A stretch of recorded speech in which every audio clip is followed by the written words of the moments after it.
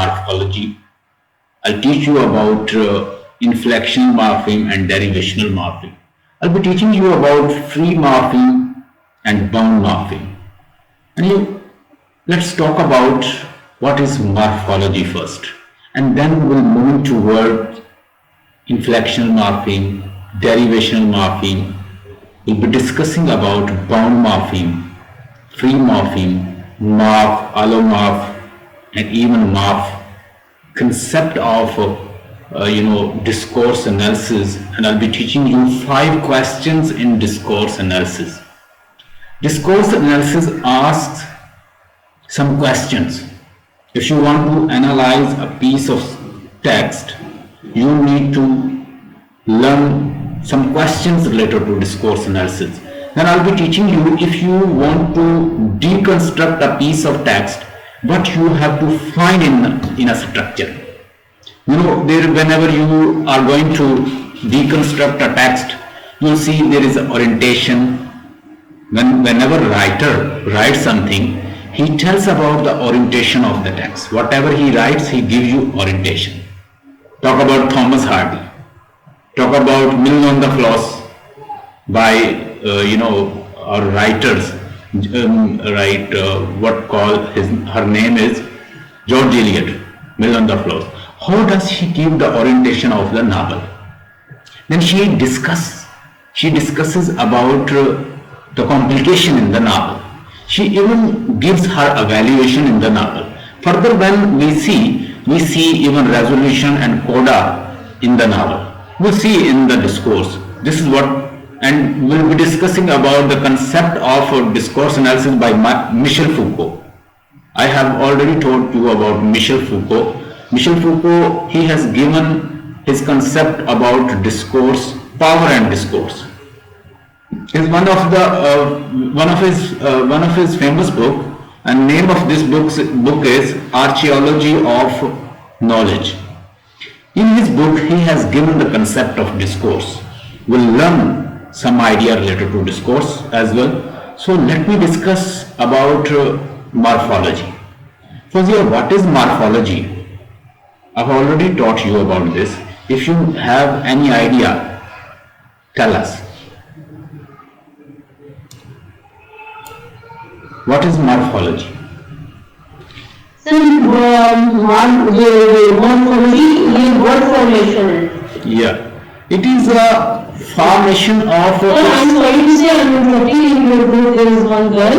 I think so. It was student. I was talking about my lecture that Lala had. Therefore, I had decided that I will have to book and play today morphology. But I think she got wrong message. And she said, मेरी हमें लगी है तो please let her clear that मुझे नहीं idea कौन आपके पास students और हैं and even they are मुझे उनके व्यूज की इंट्रोडक्शन ही है. Okay, Fawzia, don't worry because we are discussing very important topic and we'll be discussing it later. We'll be talking about this later. We are very important lecture is going on. Let me complete kindly.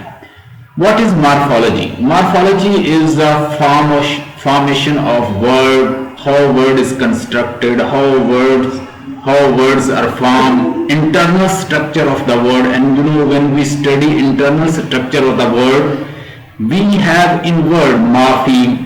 I have already taught you about inflectional morpheme. There is a bound morpheme and there is free morpheme. For example, I say un. It carries meaning, but it can't give full meaning unless it is adjusted with another morpheme. It needs to complete its sense with free morpheme. For example, I say un, it's a nothing. But it carries sense. And what is the sense? Negation की sense है इसके अंदर. अगर मैं आपसे कहता हूं कि less, ये भी एक सफिक्स है और मार्फीम है, लेकिन जब तक ये इसे भी अपनी सेंस को कंप्लीट करने के लिए किसी फ्री मार्फीम की जरूरत है. मिसाल के तौर पर फ्री मार्फिम कौन से हैं जो खुद स्टैंड कर सकते हैं? ये बेचारे बाउंड मार्फिम है। These are morpheme but they need free morpheme in a way to carry full sense. अगर ये फुल सेंस देना चाहते हैं तो इनको किसी ना किसी मतलब फ्री मार्फिम के साथ इन्हें एडजस्ट करना पड़ेगा। जैसे खार है, खार एक कंप्लीट सेंस रखता है और ये एक फ्री मार्फिम है, ठीक है। जैसे बॉक्स है, फॉर एग्जाम्पल बुक है। अब बुक के साथ अगर मैं लगा देता हूं बुक्स, तो फिर इसके अंदर कितने मार्फिम है? अब देखिए इसके अंदर दो मार्फिम है।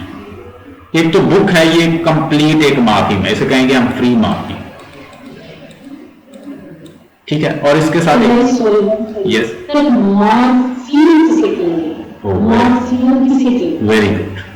Very good question. A morpheme is a unit of grammar. A morpheme is a contrastive unit of grammar. A morpheme is a minimal contrastive unit of grammar. Morpheme जो होता है ये एक यूनिट ऑफ, एक minimal meaningful unit of grammar होता है। Minimal का मतलब छोटे से छोटा, यूनिट ऑफ ग्रामर ग्रामर का एक पार्ट होता है। मतलब हम इसको जब एवेल्यूएट करेंगे तो विद रिस्पेक्ट टू ग्रामर देखेंगे। इतनी समझ आ गई? मैं लिख देता हूं डेफिनेशन। अ मॉर्फीम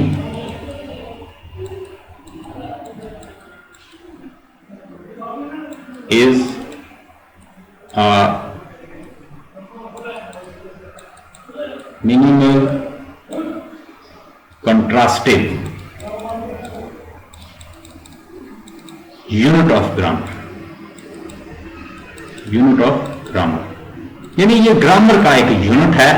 और मतलब क्या करता है ये? आपको वर्ड, ये कोई वर्ड भी हो सकता है, ये पार्ट ऑफ द वर्ड भी हो सकता है। अब ये माइंड में रखना, कोई वर्ड भी हो सकता है, पार्ट ऑफ वर्ड भी हो सकता है। इसको हम जब देखेंगे तो हम प्लूरल को भी देखेंगे, हम सिंगुलर को भी देखेंगे। हमें पता होना चाहिए कैसे हम एस ऐड कर देते हैं तो क्या प्लूरल बन जाता है, अगर हम उसको सिंगुलर बनाते हैं तो कैसे बनाते हैं, कंपैरेटिव डिग्री कैसे बनती है, सारी ग्रामर में आती है। सुपरलेटिव डिग्री क्या होती है, पॉजिटिव डिग्री क्या होती है, कंपैरेटिव क्या होती है, सुपरलेटिव डिग्री क्या होती है, ठीक है। कंपैरिजन के लिए कौन सी डिग्री इस्तेमाल होती है।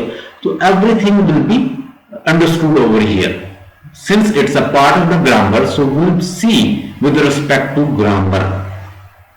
इसके अंदर हम देखेंगे कि मार्फिम और मार्फ फिर किसको कहते हैं। मार्फिम अपने आप को अपना एक मीनिंग रखता है और मार्फ जो होता है वो उसकी फोनेटिक रियलाइजेशन है, उसे हम फोनेटिक फॉर्म में भी रिप्रेजेंट कर सकें, वो उसका मार्फ होगा। वो हम आगे मैं आपको बताता जाऊंगा साथ साथ। ये आपने पहले भी ये लेक्चर मेरा सुना है। तो what is morphology? Construction of word and internal structure of the word, how word is formed, how word is constructed, this study is known as morphology. और इसके अंदर हम वर्ड की स्टडी करते हैं। एक यानी मॉर्फोलॉजी में और मॉर्फोलॉजी और सिंटैक्स में क्या फर्क है, ये भी क्वेश्चन आ सकता है कि what is difference between morphology and syntax.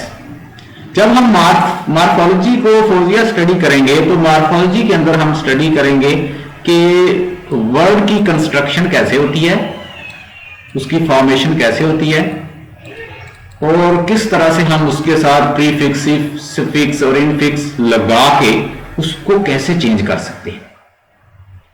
English के अंदर ज्यादा प्रीफिक्स और सफिक्स से फॉर्मेशन होती है इंग्लिश लैंग्वेज के अंदर।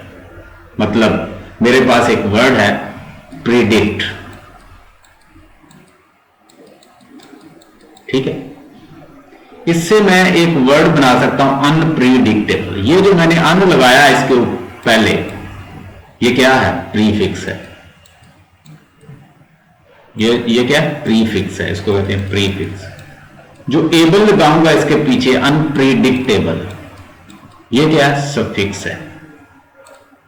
यानी जो वर्ड के एंड में ऐड होता है उसे क्या कहते हैं? सफिक्स। जो शुरू में ऐड होता है उसे क्या कहते हैं? प्रीफिक्स। और ये क्या है इसका? Root word. ठीक है, हो गया? इतनी समझ आई? यहां तक कोई प्रॉब्लम हो? अच्छा, एक मैंने आपको बताया प्रीफिक्स, एक मैंने आपको बताया सफिक्स। अभी मैं बात कर रहा था इनफिक्स की, और बहुत कम इस्तेमाल होता है इंग्लिश के अंदर इनफिक्स। ठीक है, इनफिक्स होता है जो सेंटर में लगता है। मतलब एक मेरे पास एक वर्ड है, वर्ब है, जिसे कहते हैं रिंग, दूसरी फॉर्म क्या होती है? रैंग, तीसरी क्या है? रंग। ये क्या सेंटर में लगा है? ये है इसका इनफिक्स। इनफिक्स क्या होता है? सेंटर में लगता है। और बहुत कम जो इर्रेगुलर वर्ड्स होते हैं, इर्रेगुलर वर्ब्स के अंदर आ जाता है, जैसे डू, डिड, डन। ठीक है, इस तरह के वर्ड्स के अंदर वो इर्रेगुलर वर्ब के अंदर आ जाता है। इर्रेगुलर वर्ड्स जो है उनके अंदर हम इस्तेमाल कर सकते हैं। फिर फौजिया एक चीज और समझने वाली है, एक होता है माफ,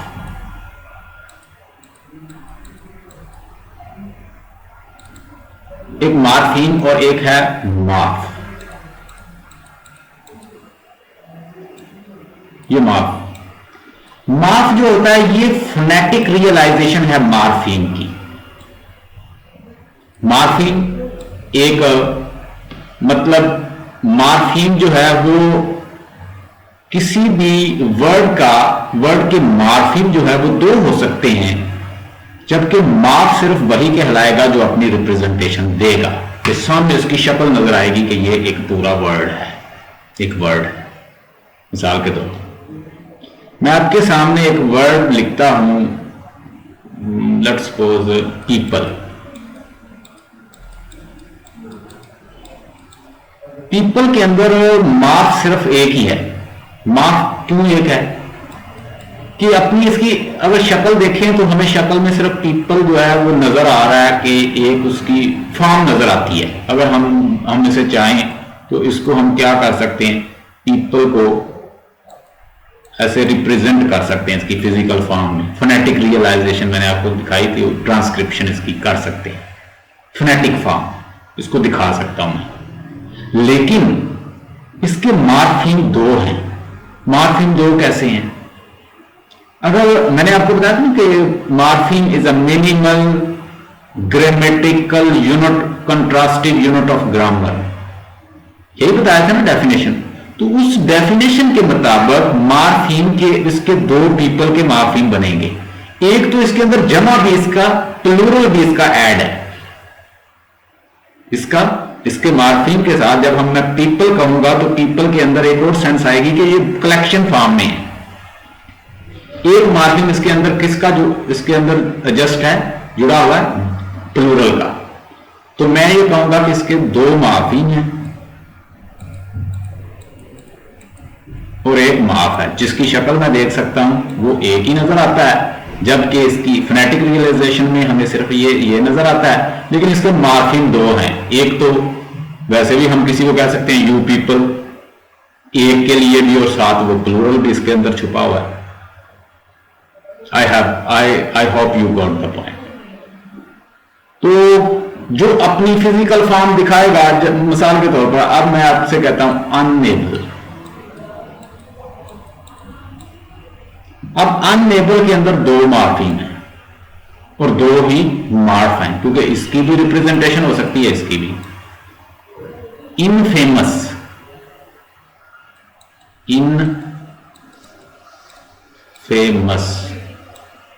इसके कितने हैं जिनको मैं फोनेटिक रियलाइजेशन से भी दिखा सकता हूं? एक, दो और इनफेमस।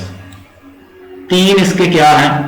इसके मार्फिम है। इन भी है, फेमस भी है और ये OUS भी है। इसके तीन मार्फिम है।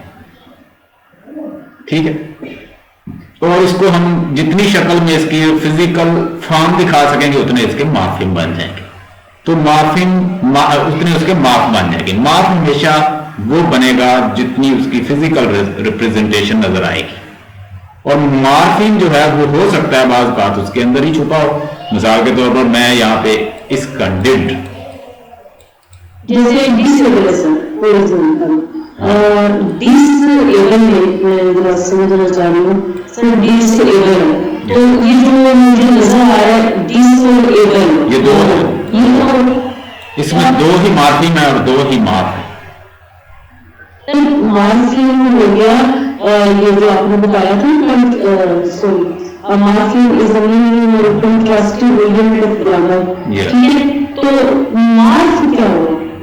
मार्फ मैं ये बता रहा हूं कि उसकी फिजिकल फॉर्मेशन जो दिखाएगा वही वो अपने आप को मार्फ दिखाएगा। और मार्फ यानी मार्फिम की हो भी सकती है शक्ल, ना भी हो। मैं आपके सामने डिड कहता हूं तो डिड के अंदर दो चीजें भी शामिल होंगी। डिड मतलब, या रैंक कहता हूं, रैंक के अंदर उसकी पास्ट फॉर्म भी है और साथ वो एक वर्ब की फॉर्म भी है, दो चीजें उसके अंदर आ जाएगी, ठीक है। वो हमने पास्ट भी हो गया और उसकी पास्ट भी हो गया और एक वर्ब की फॉर्म भी है। तो इस तरह बात बात ये होगा कि वो अपनी शक्ल नहीं भी दिखाएगा लेकिन तब भी वो मार्फिम कहलाएगा। लेकिन मार्फ वही होगा जिसकी फिजिकल रिप्रेजेंटेशन हम ऐसे उसको देख सकें। जैसे मैं डिस्क को भी कर सकता हूं, मैं ऐसे दिखा सकता हूं, एबल को भी दिखा सकता हूं, लगा इसके दो मार्फ होंगे, ठीक है। और मार्फिम भी दो हैं। तो इट्स नॉट सर मार्फ वो होगा जिसे हम फिजिकल देख सके, जिसको फिजिकल देख सकते हैं। और मार्फिम जो है वो नहीं भी हो सकता, मतलब वो हो सकता है कि उसकी शक्ल नजर ना आए लेकिन वो मौजूद हो, जैसे पीपल, या उसके अंदर पास फॉर्म भी है और एक वर्ब की भी शक्ल है उसके अंदर, वो भी छुपी हुई है। तो इस तरह जैसे पीपल का मैंने आपको मिसाल दी, हमेशा जितने भी हमारे इर्रेगुलर वर्ब्स है ना फौजिया, याद रखें, जितने भी इर्रेगुलर वर्ब हमारे होंगे उसके अंदर हमेशा उसके दो मार्फिम होंगे, एक मार्फ होगा। डिड की आप कितनी शक्लें दिखा सकती हैं, सिर्फ एक नजर आएगी, लेकिन मार्फिम उसके अंदर दो छुपे होंगे। इर्रेगुलर वर्ब सारे ही अपने दो मार्फिम रखते हैं। Hope you got the point. Morpheme minimal contrastive unit of grammar, grammar के लिहाज से हम उसको वैल्यूएट करेंगे मार्फिम। और मार्फ क्या है? उसकी फिजिकल रिप्रेजेंटेशन कि कैसी फोनेटिक रियलाइजेशन में वो कैसा नजर आता है। If it is having a phonetic realisation it is a morph, otherwise it is not a morph. अगर वो नहीं दिखा रहा अपनी शक्ल तो हम उसे मार्फ नहीं कहेंगे। मैंने पीपल की मिसाल दी, इससे अलावा आप और भी मिसाल ले लें, बहुत सारी मिसालें हैं इससे रिलेटेड, तो उनको भी हम ऐसे एवेल्यूएट कर सकते हैं। आगे देखें, we are going to discuss about morphology, construction of word, formation of word, how word is formed, constructed, it is known as morphology. In morphology we study the internal structure of the word, how inflection morpheme is added, how infixes is added, how suffixes is added in the word, and how we add prefix, and how we are going to study derivational morpheme, how we are going to add inflectional morpheme, how we are going to get stem root of the word, prefix of the word and suffix of the word, infix of the word, morpheme, allomorph, morph, everything is being studied in the morphology. And now talk about the syntax. When we talk about the syntax, we study with respect to sentence. We study words in sentences. जब हम syntax की बात करेंगे फौजिया तो हम अल्फाज को, लफ्जों को स्टडी करेंगे जो सेंटेंस के अंदर आते हैं। उसमें हम क्या करेंगे? वर्ड को स्टडी करेंगे और वर्ड के इंटरनल स्ट्रक्चर तक महदूद रहेंगे मॉर्फोलॉजी के।